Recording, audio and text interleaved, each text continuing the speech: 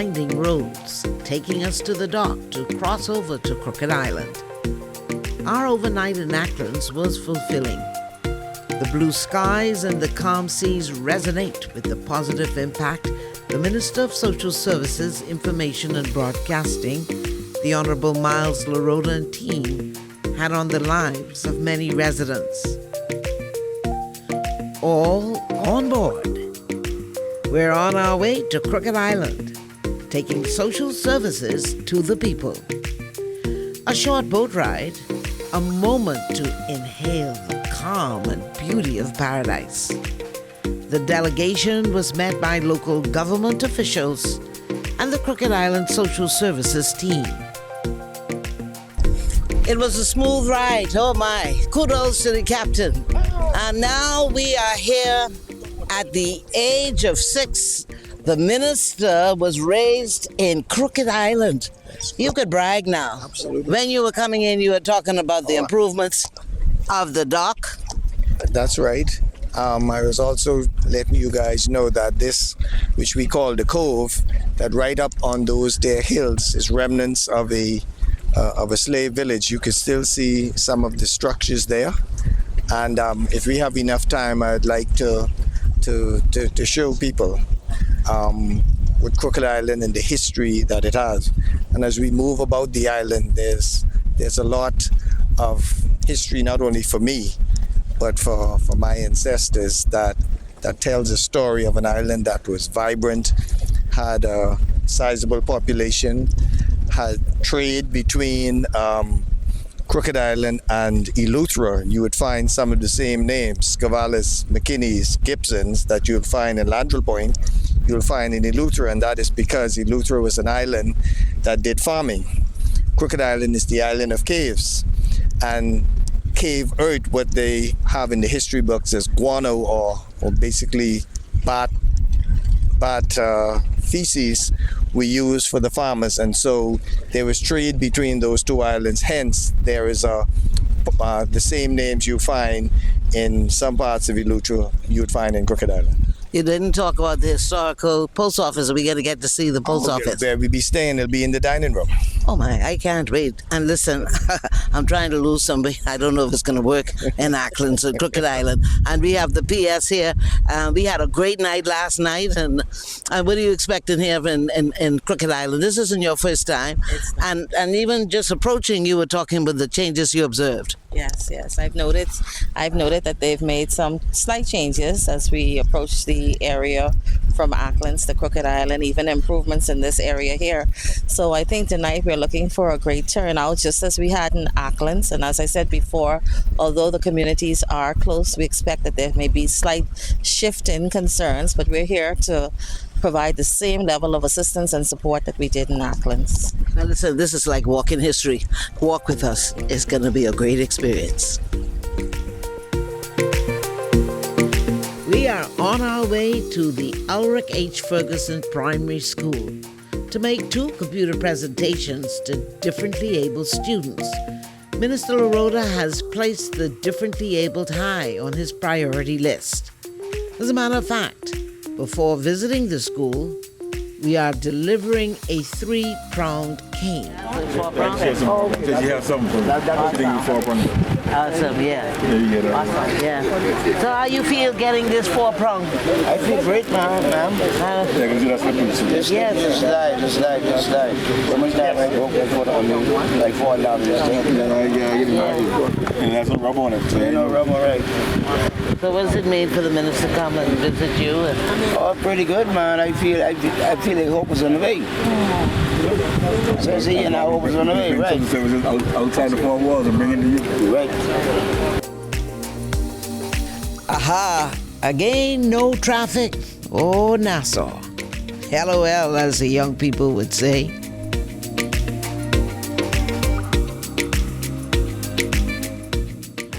We have a program with social services to hire disabled Where my PS is. Right here, I'm listening. around the I need to look into that. Yes, ma'am. She did. And definitely you want to see her develop and use it. Thank you, sir. We've been trying to get this sorted now for a year. We're waiting to bring this here because we heard about it and we know she's telling it. We want to see persons with a kind of talent like the minister said. Plus some Thank you. our visual impairment that we need to hold about. Like I said, we have a principal of a school in New Providence who's visually impaired. Right.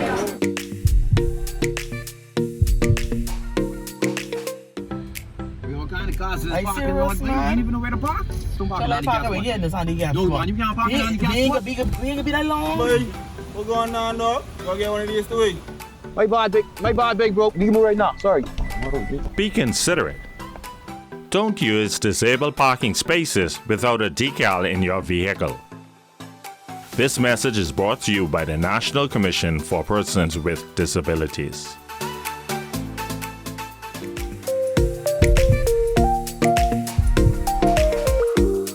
After the visit in classrooms, it was time to see where the minister grew up. It was an enriching history lesson. So this is the historic Zion Church. And, you know, we would have church services in here. My grandfather went into this church. This building here, David was this way used to build coffins, society, the mission house. So when somebody died, they would come into the community, measure the person up, and then they'll build the coffins in here. This is Fairfield. We one settlement down.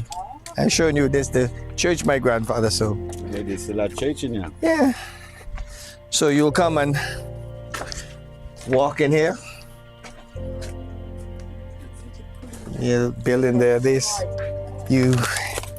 We miss out on. There is a beam which used to be the center beam in this church here. I don't know if it's still there. And these wood came from further down in the Caribbean, and the center beam across the church had WTL on it, who would have been my great-grandfather, Wilton Theophilus Laroda. So all of this is what walking did. So you get to see the ferociousness of that storm. And those who came up during the hurricane saw the island was cut off. So where we turned off, the water was all the way up there and crested right below Cripple Hill. And the reason why this place flooded was because where the road runs down, it's called Grand Mary. And that was actually a quarry that was used to build the roads. So there used to be, one time ago, used to be a big drop-off. And so if you all had seen how black the water was back then, they had, David, how many, about 2 trucks could move? We had one vehicle. One big vehicle to move back. So you had the airport in the north and the largest settlement down in the south with one vehicle after a hurricane. So getting supplies was a nightmare. And then the truck broke down, and it's a real sad story. Going to church was a requirement for the minister. He fluently recited all of the books of the Bible. Oh, absolutely. Absolutely. If you knew my grandmother, on Wednesdays, she had street meeting. So right on the corner here. And I hated it because she's here speaking in tongues and talking, and I want to just skive off, you know. But when she came out and she would start her singing and preaching and stuff, then other people from the communities, they would stop by and we'd talk. And that was you know, midweek before that gets you to Sunday. But this year was all walled in. And this brush that here, everything here was clean. This came after was Maney, who was Margaret, and Bunch, and then Dan, Taylor, Paul. They were all of that off the Moss line, who would have been probably 3 generations removed from slave owners, because, you know, we took the name. So those members of the settlements, some of them had green eyes, long black, right here. Two things. Clearly, this was the village This that was we were even familiar with in Nassau. Your focus in social services is creating stronger families. Do you think we can get that again? absolutely one family at a time. I think with tablets and television and all of these gadgets that are raising our kids in these communities, David could tell you, you went to bed with the chicken. So you see around 4 or 5 o'clock, normally you'll see a pan where they're burning bush, something green to keep mosquitoes out your homes. That was quite common. We kept goats and stuff, so your chores would be bringing the goats down, what we call take them out. They roam around here, and then in the evenings you take them back, tie them to their trees and stuff. Church was the center, and then if an adult come to see your grandparents, that was your chance to go out and play. And so my friends at the time, apart from David older brothers, there was a young lady that lived right up in Baintown, Deborah. Daxon, you had Conrad Miller. And so every day around 3, 4 o'clock, you'd see them walking up the hill. So that's your time to get some kind of interaction, because we weren't coming down there to them. So they came up here to us. Okay. And so that's how we socialize.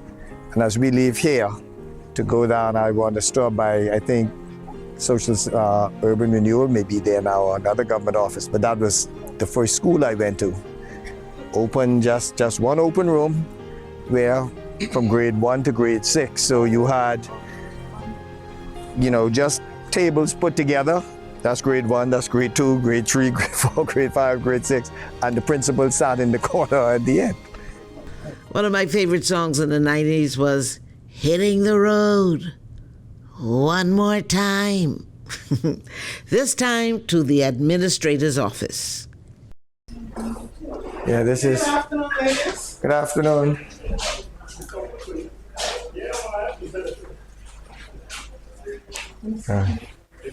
How you doing, sir? Yes, all is well. All is well? It's our post office area. Hi. How are you? Hi. You all are now in my first school. This is the first school I went to, was right here. Scavala, Scavala. Yes. Okay. This was the same building of your school? This was my school. This just get part of, it was one open concept.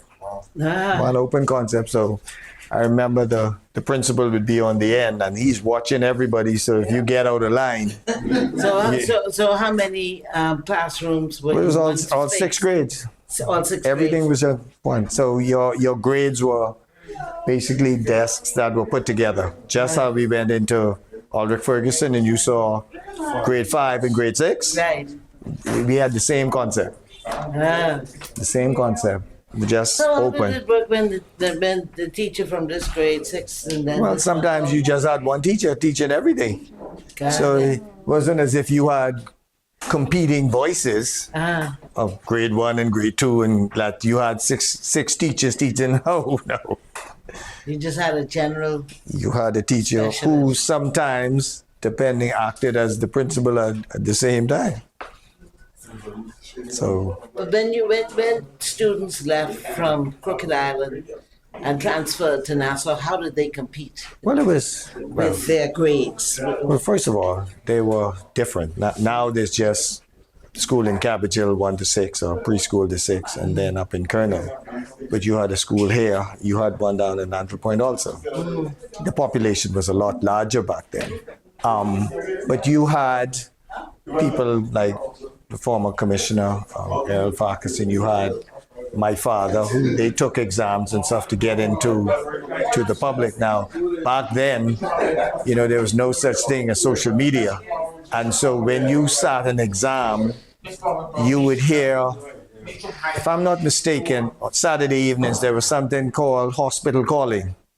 And what that was is for Out Island residents who had family members that were in hospital. So if there was a message to go out to them, or if their loved ones needed provisions, or even if they were very low, so-and-so of, say, Mr. and Mrs. Holston and Ethel Laroda of Cripple Hill, Crooked Island, please contact this person at the hospital. That's how the messages went out. And so when you took exams, I remember my father saying that you'd listen on Saturday night to hear if your name was called to report to, he was originally a male nurse, to report to that department. So that's how you knew you were successful. There wasn't no email to say, oh, you were successful in your exams. Always a connection on connectivity to media then. Yes. And now Yes. you are responsible for the government's media companies, Bahamas Information Services, Broadcasting Corporation of the Bahamas. How are you going to use the media houses to continue to inspire, to develop, to expand, increase the opportunities for Family Island? Well, let's start with this. Just as I believe in seeing, technology is good, but sometimes you have to come back into these communities because Family Islands, especially down south, they view the government differently. And this is Norma here. She could give you a story. Come this way, Norma. Come get in this. She is from Morstown. Miss Norma, you're beautiful. Norma, Delancey, but whatever, I know where that come in. Yes. My cousin. But, Your cousin. but Oh my goodness. we spend many days fishing in that same creek there. That's true. We'd call it the creek. What do you remember about the minister? You remember? What do you remember? Catching fish together, that's all. Yes. He's a good cousin. But you sure good looking like him. Yes. So it's when you come here, my view is on communication. Yes, it's technical, but from a government standpoint, for the ministry that I have, you want to come into these same communities and thank those who work in them, in the offices, to let them know that, theirs is a job that's not sexy, but it's one that is needed. And when you come from these small communities, you have a greater appreciation for what it is to live on an island where gas could be up to $10 a gallon, depending on how it's spiking. And you'd wonder, how does somebody on minimum wage, make it when prices you think is bad in Nassau, add on the shipping costs to send it here. And you have gas shortages here. Well, there's gas shortages in Acklins, so people from Acklins was coming over to Crooked Island to get, and sometimes it's vice versa. So, we have to tell the story of our communities and what people who live in what we call these hardship communities really, really, really go through. Because they see you on TV, but Bahamians need to understand there's a parallel Bahamas going on, where you could have the Bahama and the Atlantis in New Providence. The flip side of that is these small, isolated communities where something as simple as giving a food voucher to someone who may be hungry, you have to get approval out of Nassau, where 2 days we think that it's okay. But for somebody who is hungry, 3 days for emergency food is really the difference between starving. So we have to find a way, government have to find a way to put in a system to balance public funds being accounted for while also taking care of the most vulnerable in our communities, whether it be groceries. I get calls all the time. People wanting to come down for emergency treatment, but who don't have the capacity to pay for the flight. It's more expensive to go to Nassau from Crooked Island than it is to go to Miami. So imagine that. And someplace to stay. So it's not just in Nassau we go to a clinic or we go to the hospital. That seems easy enough. But imagine somebody from one of these islands who've got no support system have to cough up that money to come to Nassau. And on top of seeing the doctor, they have to have some place to stay. It's very, very expensive. And so me coming here is to let them know that the government provides services and to let them know how to access those services. Well, from here, we had a very successful town hall meeting last night in Acklins. And so the minister, you, and the entire panel was really very good. I don't know what you're going to do now that you are here at a place where you were raised and have all of your family here.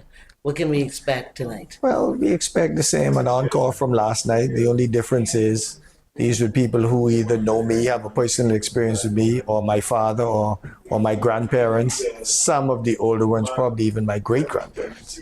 So this is more personal, is very nostalgic, just walking in here and see what it is now, which is completely different from when I was a boy. These glass windows and stuff, I just came there. I look across at old Rex house, Reckwell Moss, who was from Crooked Island, did well in the States, came back home. And so having a house with generator in the late 60s, early 70s, that was really, really, really bougie.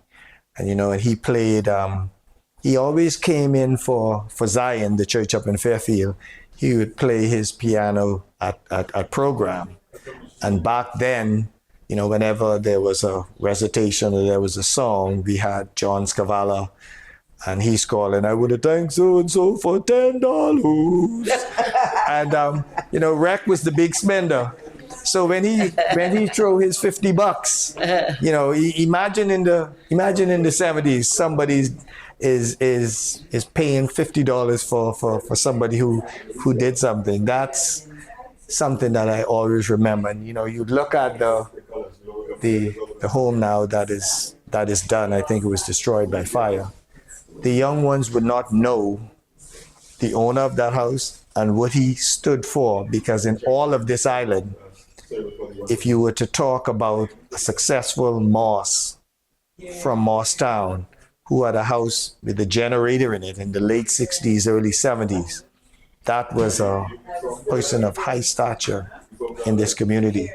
And so right around us is history, but nobody there to tell it.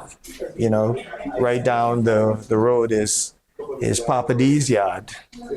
He would be the pastor for the Church of God of Prophecy. I remember when your Grammy sent you down the road, we'd go there to him and the experiences that we had. So all of that comes back fresh, and I am just, honored that I serve in a role where there are still people from my generation, or even my parents' generation, who remember me as a little boy just running around. So they'll say, that's Canet, grand boy. Canet? Yeah. You don't say cousin. You knew him? For Drew, come here, come join us. What you doing hiding behind there? Okay, that's our final thing as we go. You were listening, what were you thinking to this interview? He is a walking vault of history. Yes. And he's so proud of what you all have achieved in the role that you play. But what do you think about when you heard him? No, I mean, he's showing that he knows Crooked Island. Yeah. And what does it mean for the minister to be here? He feels big to know, where he came from as a little boy. Absolutely. Yes. Yeah. What was your name? Sharon Scavala. Cunningham Scavala. Cunningham, great family too. Yes. Thank you. All right, what would you say that as we go now, because we're going to go and let the minister be prepared for the night, what would you like the people of the Bahamas, Nassau, to know about Crooked Island? Crooked Island is like heaven on earth. Absolutely. The place to be. We're going to show you more of Crooked Island, and let's see if we agree. Okay. All right. Don't go anywhere. We'll be right back after these messages.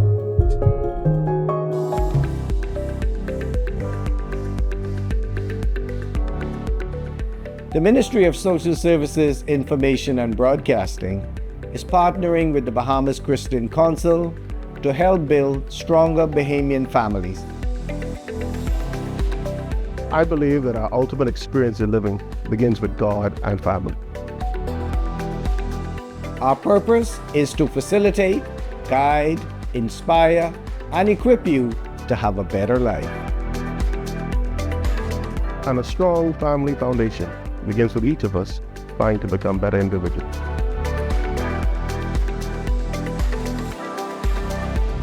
Let's unite for a stronger Bahamas. This message is brought to you by the Ministry of Social Services, Information and Broadcasting, the heartbeat of the nation, leading Bahamians from dependency to self-sufficiency to economic empowerment.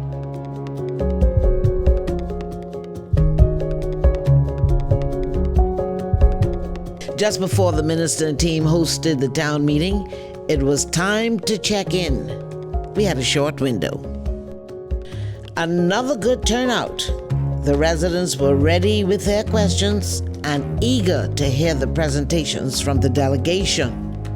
Indeed, it is my pleasure to stand here and welcome each and every one of you here to this town meeting this afternoon, and it says, let's discuss our family island affairs, of which Crooked Island is indeed one of our family islands. Good to have you, sir. Good to have you here, and good to see the team that you have brought with you. And we look forward to a lively, provocative discussion tonight, and hope from these discussions something positive will come for these wonderful people of Crooked Island. We represent the workers, and labor, which represents the government, which means we are also pushing to ensure persons with disability who are trained to get jobs, not token jobs. We are creating systems and training to ensure that they have the skills to hold down a meaningful job. Those who get working, willing to work, we are going to help them get jobs. So, the Department of Gender and Family Affairs has a dual mandate to formulate programs for all of these persons, as well as the family unit. Partnerships is very important in our area. We must form partnerships because we cannot do it alone. Reach out to the social worker. If it's not something that the social worker herself does, she knows of other resources throughout the community that she can refer you to. So whatever you're going through, you find you need help, please reach out to the social worker. Additionally, when our offices are closed, we have a national hotline that you can reach out to when you're going through stresses.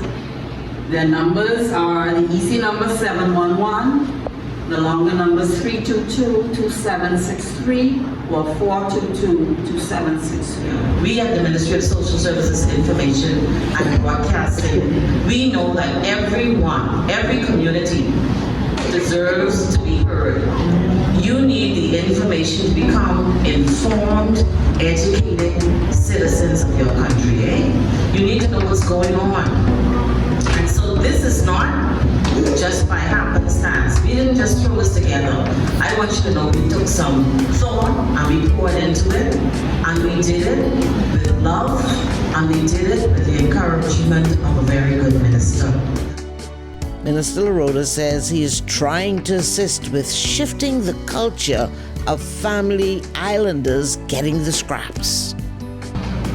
Lusco don't know how to go feel. That these southern islands, with maybe the exception of Inagua, always get the scraps out of Nassau. And the further south you get, the worse it gets. And I'm going somewhere with that because as we drive to this island itself, people like David, Dawn, the late Dawn Daxon, to see those young boys who I grew up with, who we fished in the creek together, who came and made their islands home, and who got married and raised a family. Could you imagine if the men in Landry Point didn't stay home? You know, an island bigger than Nassau with 300 people on it. And so I feel it's my duty that to sit at the cabinet table to raise my voice for those who don't want a handout. All they ask for is for infrastructure to make their life better.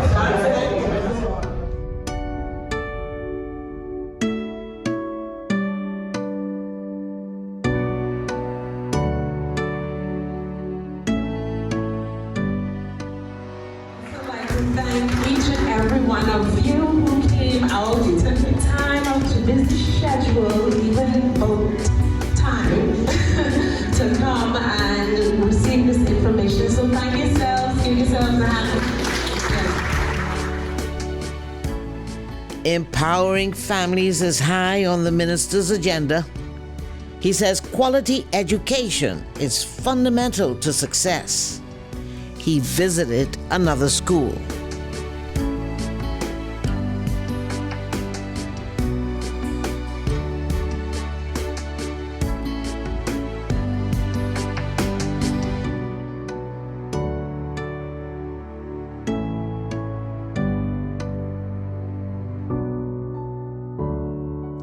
One of the things that we're passionate about here at Admiral Ferguson is we want to educate our kids about the need to feed ourselves, because too often we're depending on imports, and we all saw what happened with the COVID and when everything was shut down. And there are times here on this island, and you experienced it, when the boat isn't on time or for whatever reason, the shelves are empty. And so in an effort to eradicate that problem, we want to promote agriculture here on this campus. And we have an agriculture club. They come out on Tuesdays at lunchtime and they work on this small patch that we have here. But the vision is to expand it. I visited Nassau a few months ago, at least last year sometime, and I saw a school in the middle of the city, and they had so many banana trees and agriculture was thriving. And I said to myself, shame on us. We have all of this property. We need to use it. And one day we are going to feed not just Crooked Island, but the Bahamas, and we'll even have extra for export. And so that's the vision here. We're starting off small, but I believe that eventually this entire property will be just flourishing with crops and fruit trees and everything, so that we can feed Crooked Island. To look here, we have watermelon, we have tomatoes, we have cucumbers, we have pumpkin vines. And like you said, she started small, but from small things, big things can come. We have some bananas over there. And so they're on the right track. They're on the right track. Sometimes we assume because it's in the Family Islands that everybody is doing it, but that's not always the case. Part of our success in this country is that we move from a agricultural society to where those first generations of lawyers and accountants and architects and engineers, and getting your hands dirty was not sexy anymore, using Minister Clay Sweeting's line. But we're finding out during the pandemic, we're hearing about supply chains and the inflation that's going around with food. We need to get used to, because on the islands we ate fruits that was in season, whether it be sugar apple or dilly or whatever, bananas, whatever was there. These communities have the ability, land is abundant here.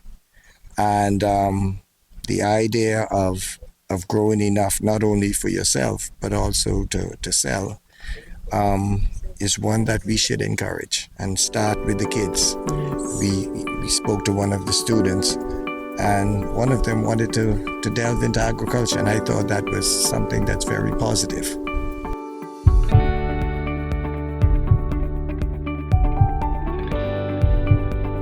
Strong family bonds provide a crucial support system, often filling the gaps that might otherwise lead to reliance on social assistance. If we get the family structure support system right, you won't see adult children willingly putting their parents in senior citizens' homes. You won't see anyone putting children up for adoption. We should be the safety net for when the family begins to have some challenges.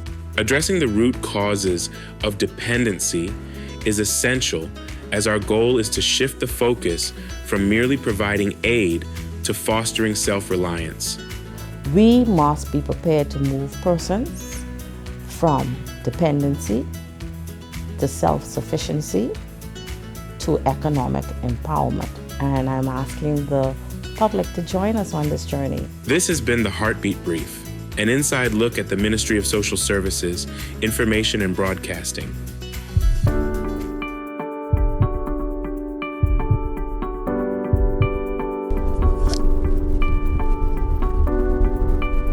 So now we're heading to Scavalis Dock, they call it, in Landrail Point, for the final segment of our town hall meetings. We're going to Long Key. And so for many of us, it's the first time, a small community, but certainly deserving of our visit. So we hope to have some fruitful discussions.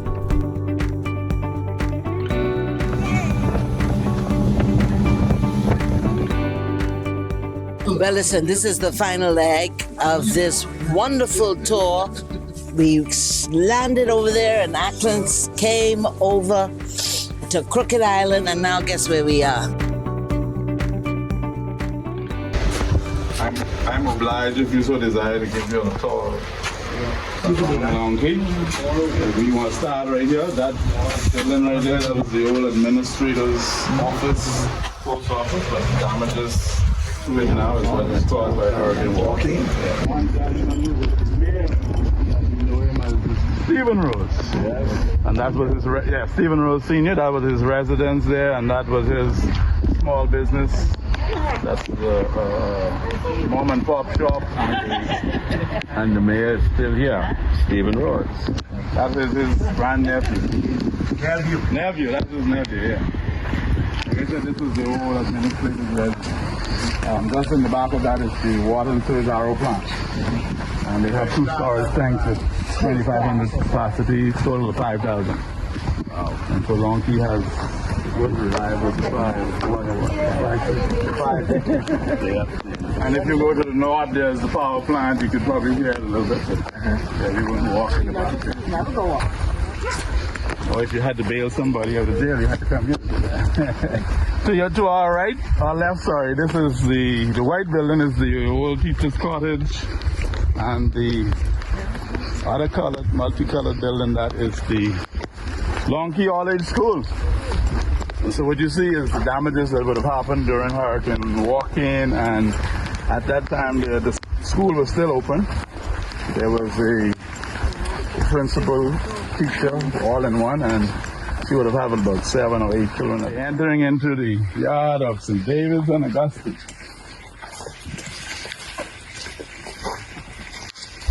Kampong has on it a cemetery, so there's a lot of tombstones that go back to the 1800s.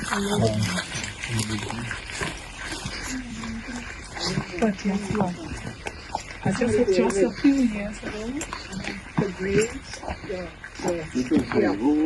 they were marble. St. David's and St. Augustine. Then before Hurricane Walking, this would have had, the roof structure was still on it, but it was it open to the elements, and so Hurricane Walking did all of this. Roof was gone, the wall collapsed, and the only part that remained was the sacristy part of the church that would have been secured for worship whenever priests visited. Right. I guess we could look inside this part of the church. The church bell? Look, it's amazing with those marble headstones. Yeah, those marble headstones. A whole lot of them are there. And so this is what is left of St. David's and Augustine, St. Augustine's. Whenever a priest visited, it would have been some time back, they would not have preached this thing. We would have had services here for the few residents.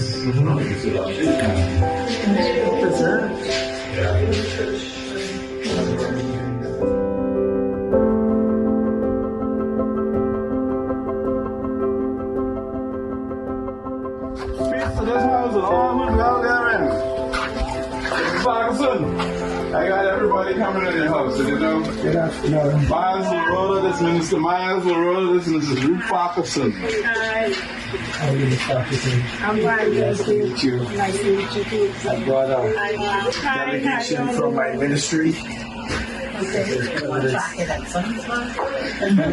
Permanent Secretary here, Federal Lieutenant Press. Debbie Bartlett. Hi, good to see you. Good to see you too, ma'am. Here from ZNS, Ms. Julian Bevitt, our Assistant Director, Social Services. Hello, everybody. Bring the department. I just say to you that as a ministry that we provide various forms of assistance, food assistance, regular assistance, whether it be assistance with health, so people with cataracts, or if you need scans, or if you need to come to Nassau for treatment, we provide services where we pay for your airfare, for lodgings, and for treatment.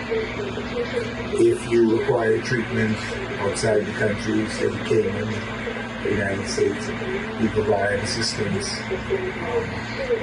Depending on your need, because social services assistance is means tested, so it's really to assist the poorest of the poor, who don't have the ability to take care of themselves when it's an emergency.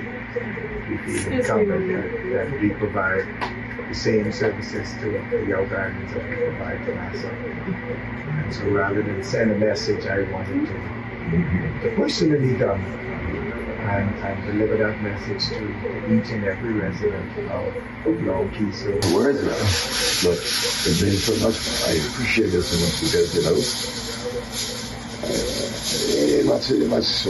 much ministers don't get that attention. This attention come in the backyard. Honestly, they go far across every Acklins and forget Long Key's the bottom of the district. Well, they like to speak about it. So much. At least, main problem there is we can't get no equipment on the island, no vehicles, no building materials because the mailboats don't normally stop here. The mailboats stop the Cook Island, you have the dinghy and stuff because they don't have a ramp or a dock to the mailboat, and which is very, for years now.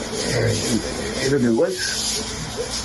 And from here, the ferry operates on the south side, and that's at 2 miles, and you don't even have a sensible road, so you have to use the bar and what's that piece of pickup truck and something to it's weak when it's been ready.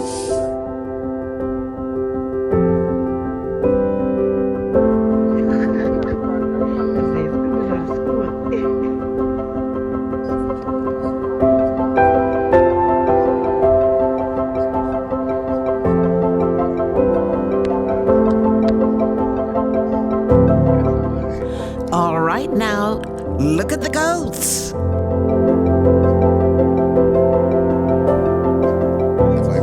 You want Long Key to repopulate? You went down from the teens, and you're saying how many people live here now? Yeah, it's about five people live here now. And so, do you want more than 5 people as a member of parliament, and you're doing anything to increase the population? We talking about population, we want as many people to farm on this island as much as possible. And right now, it's hard to really get the young people. I know 2 girls. What were they? I think they were Moss. I'm not too sure. There were 2 girls, and they had born here. And I think in the last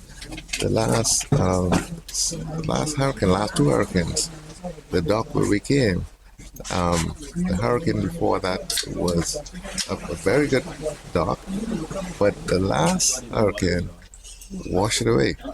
And I've been behind the government also to instruct a proper dock in that area, but so far they haven't done it yet.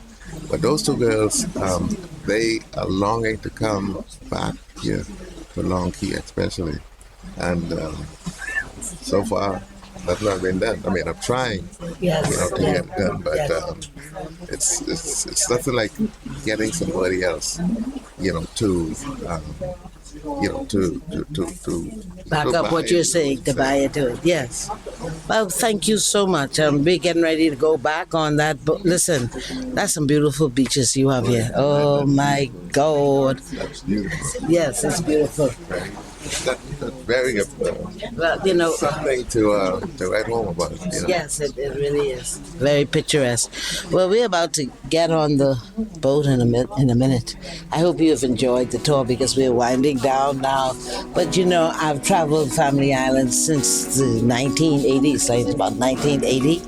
It's always different, but the culture remains rich. So we just have one more leg to go.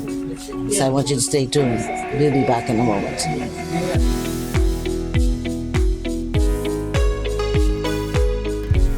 Stay tuned. We'll be right back after these messages.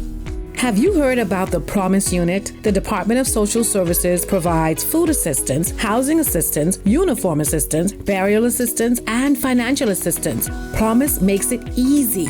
You can log on via cell phone, your computer, or your tablet. Sign up today at promise.gov.bs. Once you've registered and created a profile, you can call the Promise Customer Contact Center and speak with someone about any inquiries at 1-242-4-PROMISE. That's 242-477-6647. The acting director of the Department of Social Services is on a shared mission to facilitate help, hope, and opportunity for Bahamians who are in need. Certainly, when a person is struggling and is in difficulty, they can expect us to assist them as best we can. That is our mandate. Temporary housing is designed to offer immediate relief during difficult times, but it's crucial that individuals move on as soon as they're able.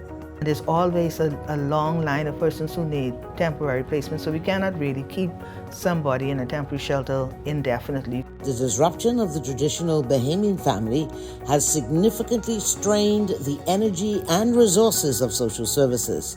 If a sister failed to take care of her children, her siblings would take care of their nieces and nephews, etc., or the grandparents would do so. People have moved away from that. This has been the Heartbeat Brief, an inside look at the Ministry of Social Services, Information and Broadcasting.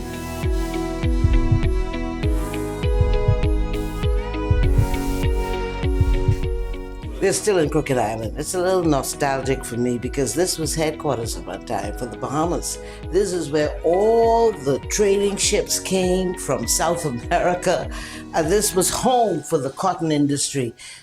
As we drove from one point to the next, including, you would have enjoyed, I'm sure, the tour that the minister gave with his home, there were just pillars, remnants left from the slave trade. And this is a very significant place in the history of Crooked Island. Do you know why? Because this was the post office. So the first post office in the Bahamas was right here in Crooked Island. And as we interacted with the people of this island, the history tells us that they are so highly intelligent, I believe, because of the foundation. This is where all the newspapers came before it got to any other island. It came here, I suppose, and maybe because the American loyalists came here in 1783, and now with the Minister of Social Services, Information Broadcasting, he is here throughout the Acklins, Crooked Island, Long Key community here because he wants to see more opportunity for this part. It's reawakening something. And I can tell you, the people here have a culture of earning. It was consistent. Minister, we don't need help. We need that has played out. We have found that the islands, the persons, as the person like Acklins, he said, we are not a social people, and by that he meant that we are not persons asking for a handout. If we are in need, then we will accept it. But what we would more want is the ability to help ourselves in these islands. And it came out again in Crooked Island.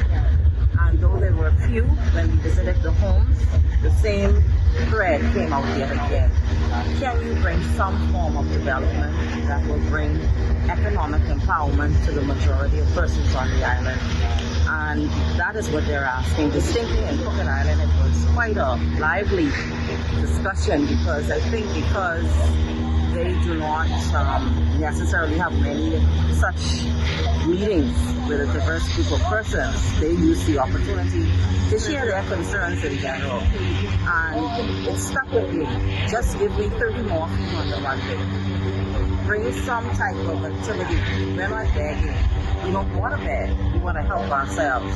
And most definitely we saw that thread of what we always say, from dependency to self-sufficiency to economic empowerment.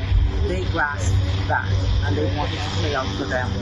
But they were quite receptive, not only to information about the Department of Social Services and benefit assistance programs, but also with the Department of Gender and Family Affairs, as they spoke about different forms of violence. It was quite interesting, and you could see that the information was taking hold based on the questions that were coming from the audience. What if, what if, what if? And that's usually a sign of, I'm not aware. And so people say, why? Why do you have to do it? You have to promote awareness. That is the only way you're going to be able to recognize that something is wrong, when you become aware. So we cannot take public awareness campaigns and what we're doing for granted, because if they don't know, then the problems will persist.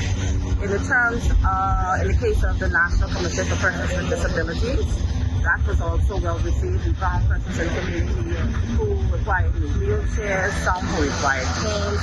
They did not know in some instances that with the Department of Social Services, you could actually access assistance for medical assistance that you may not be able to afford. We can help you up to a maximum of $5,000. We can help you get into Nassau with an airplane ticket. We may be able to help you with a 2-night stay at some place reasonable while you're accessing health care. So coming into the islands, I believe this is a win for all of us. The takeaway is that we were able to register but a few persons with disabilities, and now that they are aware, they have a contact in the case of Family Island counselors, we call them, for the Department of Gender and Family Affairs, and also the administrator's office, and anyone else who is there. We just simply ask them to be your brother and your sister's keeper. This has been redefined and expanded in its approach, a little different than perhaps traditionally approached. This minister has this commitment to bring social services to people. And we had this 3-day tour. We started right here in Acklins, went over to Crooked Island, into Long Key, because he always wants to touch everyone. 5 people on that island that he wants to every one of their homes or met them in some space in Long Key. But you spoke to the people, you assured them of social services support. What is the outcome?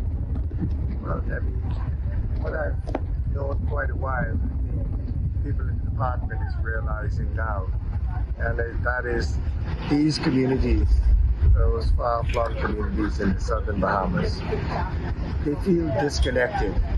They see personalities on television, whether it be myself as the minister or you were recognized in Long Key, in Acklins and in Crooked Island.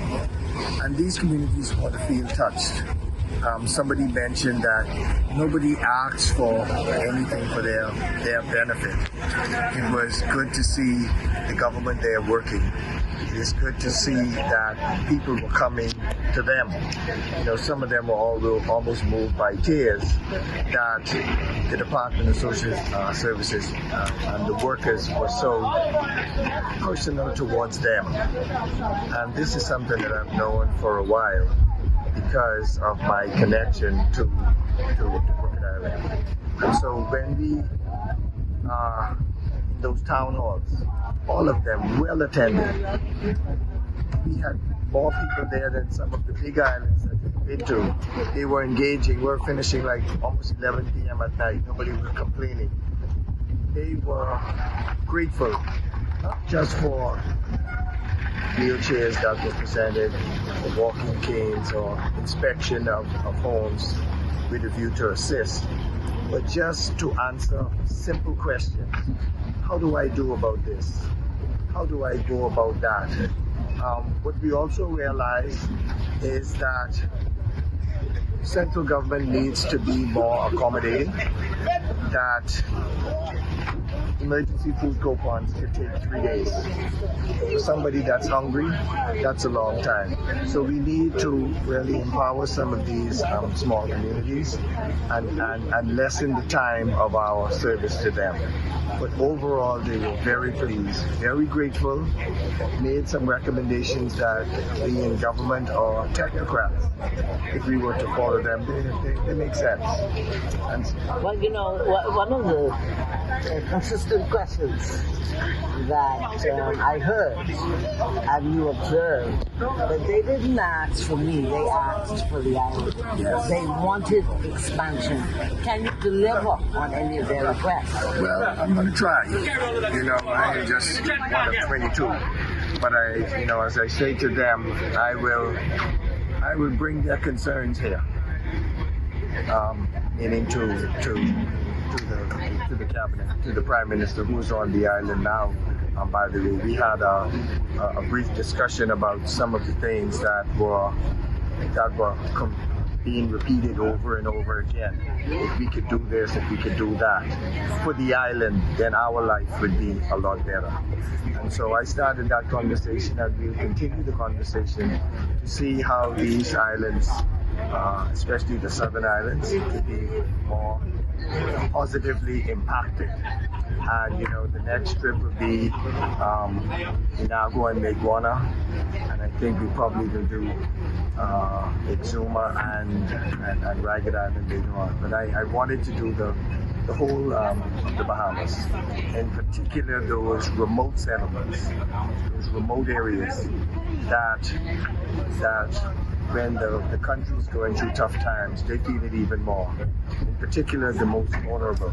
Imagine just a wheelchair for somebody. A 95-year-old woman could make her life different. But something simple like installing ramps for her kids or grandkids to move her about. That is what social services is all about in these communities. Providing information, but also delivering on some simple products that can make their life much easier.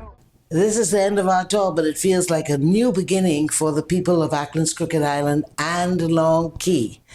For my photojournalist, Margot Blackman, and the entire team here, it was 24 of us.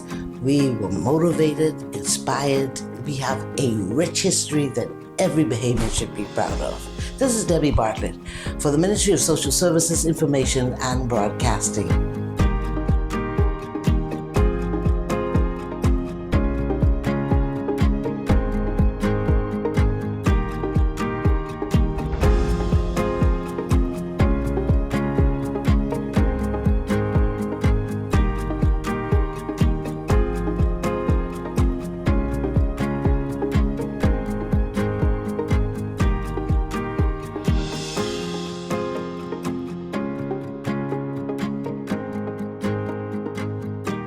This has been a production of the Ministry of Social Services, Information and Broadcasting, the heartbeat of the nation, where we move our clients from dependency to self-sufficiency to economic empowerment.